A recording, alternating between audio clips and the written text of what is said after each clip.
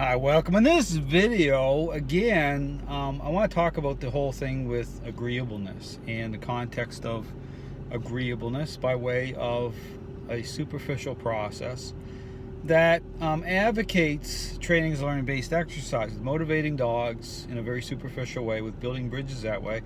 But the thing I would encourage people to keep in their hip pocket, so to speak, when looking at things based on appearances, when you're applying certain concepts such as, say, counter conditioning is a great example of this, where people are using treats, using motivating agents to try to get the dog to be more agreeable, where prior to the dog's expressing hostility, okay, so what I'm going to use towards other people, other dogs, other situations. So the very popular thing to do, and even you see balanced dog trainers doing this, is using a motivator to redirect, to get the dog to create a different association. And the thing you'll hear these trainers talk about is the change the feelings of the dog. But what people should feel not so good about, okay, is the lack of context. Okay, that's the thing to really not feel good about, because what these trainers are doing is they're not applying context. And again, encourage people to think about my selfish child example. It's very easy to get a selfish child.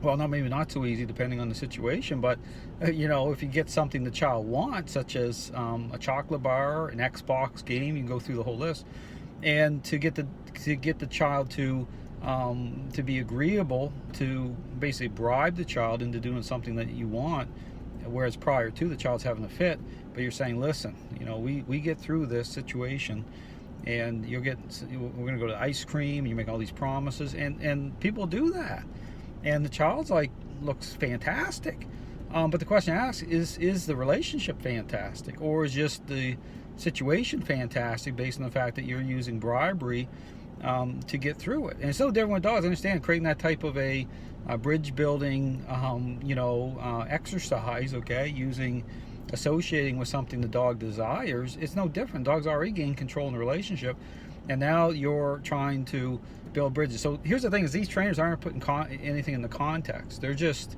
it's a free-for-all. Okay, it's just like what feels good, what looks good, and then people wonder why all these concepts fall to pieces, or why you're always applying them over and over again. Well, it's because it's not truly changing the relationship for the better.